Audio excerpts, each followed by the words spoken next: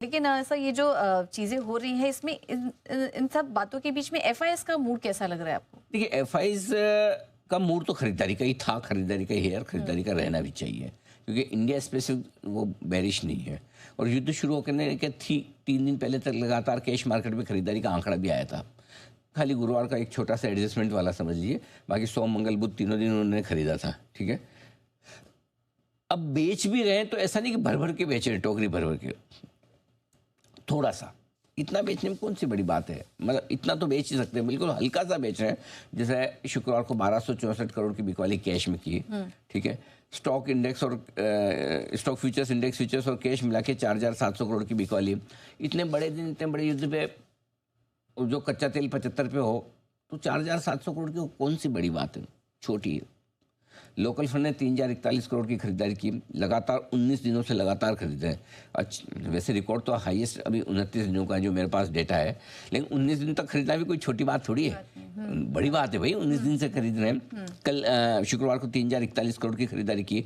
Block deal जो थी करीबन 1500 करोड़ की थी तीनों की, जुबिलेंट इंडस्ट्रीज, जुबिलेंट फार्मोआ, जुबिलेंट इंग्रीविया और जुबिलेंट फूड। तो 1500 करोड़ की ब्लॉक डील हटा के भी देखें तब भी नंबर अच्छे हैं, करेक्ट। सो मेरा ये समझना है कि ओवरऑल मूड खरीदारी का ही है।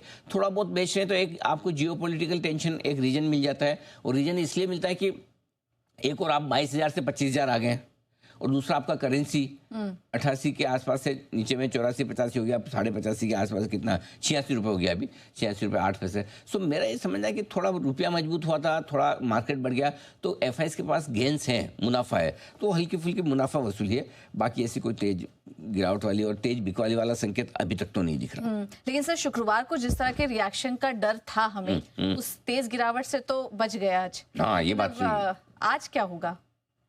जब ये अच्छा सवाल है कि शुक्रवार को बचेंगे, कब तक बचेंगे या रोज बचेंगे या नहीं बचेंगे। हाँ। सवाल बिल्कुल सही है, लेकिन इसका जवाब बड़ा आसान है, मुश्किल नहीं है। क्यों है आसान? कि देखो, कोई भी चीज़ पे मार्केट का रिएक्शन कब आता है? जब वो चीज़ नहीं हो, अनएक्सपेक्टेड हो, पता ना हो, तो मार्केट, जो चीज़ पता है उस पर रिएक्शन नहीं आता। सो किसी भी खबर पर रिएक्शन आते ही तुरंत आता है और बढ़ाता है। ठीक है, अब एक ही खबर पे मार्केट बार बार और बड़ा रिएक्शन नहीं देता, छोटा मोटा देता। अब अपने को युद्ध हुआ अचानक से, और ये क्या हो गया, हम तो सोचते थे अमेरिका और ईरान कुछ करेंगे, ये इजराइल ने तो सीधे बम ही दाग दिए, मिसाइल फेंक दी, तो वो एकदम जो रिएक्शन आया वो अलग था। अब आपको पता है आज कि दोनों लड़ रहे हैं, एक दूसरे मार रहे हैं, चलेगा। और अब तो क्या है, पहले तो कैसा होता था पूजा की, ये सोचते थे कि यार 2, 4, 5 दिन 7 दिन कब खत्म होगा। अब तो जो काम रशिया यूक्रेन ने किया है ग्लोबल मार्केट्स के लिए, और जो काम इजराइल हमास ने किया है ग्लोबल मार्केट्स के इन्वेस्टर्स का कॉन्फिडेंस बढ़ाने का वो काबिले तारीफ है, क्योंकि अब सबको पता है 1, 2 साल 3 साल चल सकता है, चलता रहेगा। हाँ। ये दो देशों की प्रॉब्लम आपस में निपटते रहेंगे, बीच में थोड़ा बहुत इफेक्ट इधर उधर आएगा, वो आएगा, देखेंगे, देखा जाएगा।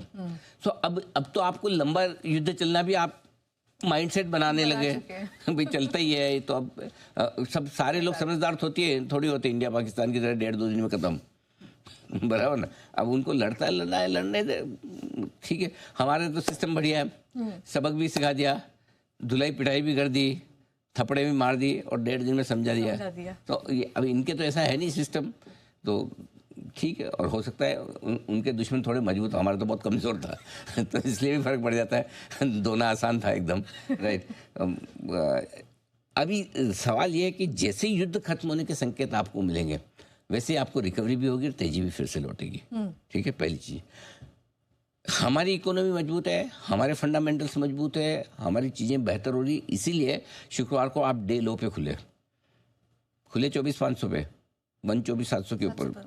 डे लो से खुलकर डे हाई बंद होना अपने आप में कमाल है, और होता भी जबकि युद्ध का पहला दिन हो, उसके बावजूद। सो मेरा ये मानना है कि अगर मामला और बिगड़ता है, कुछ देश और जुड़ते हैं, या कुछ न्यूक्लियर टाइप वाला मामला हो जाता है, अब होने में कुछ भी हो सकता है, अपने को पता थोड़ी होगा, नहीं होगा, हम अपने को क्या पता कि किस लेवल तक लड़ेंगे, कितना लड़ेंगे। तो लेकिन कुछ और देश नए आ जाएंगे, कुछ मामला बिगड़ा तो ही बाजार में कमजोरी आएगी, अदरवाइज और कुछ होने वाला नहीं। तो फिलहाल मार्केट वोलेटाइल रह सकता है, लेकिन पैनिक होगा इसकी संभावनाएं कम है। पैनिक नहीं होगा। हमारे लिए नेगेटिव एक ही चीज़ है कि हमें 65 के बजाय $75 देने पड़ेंगे क्रूड के, बस। हमारे $10 की रिस्क है मार्क इंडिया की। तो हम फिजिकल डेफिसिट अच्छा लग रहा था ये, तो थोड़ा सा ऐसा नहीं कि हमने कोई ज़िंदगी में पहली बार $75 दे रहे हैं। अभी 6 महीने पहले हमने $90 भी दिए हैं। हमने एक ज़माने में $130-140 भी दिए हैं, तब भी सर्वाइव किया। इकोनॉमी चौथी बड़ी इकोनॉमी बनी है ये सारा करने के बावजूद। सो आज की तारीख में तो सिचुएशन मजबूत है, 700 बिलियन पड़े अपनी जेब में। तो ऐसा थोड़ी कि हम दे नहीं सकते, लेकिन हम देना नहीं चाहते। दे नहीं सकते, देना नहीं चाहते में बड़ा फर्क है।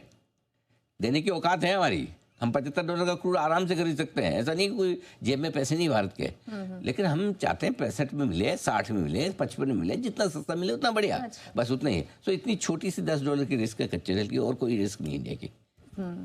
चलिए, ये तो बात हुई लेवल्स की, लेकिन सर अब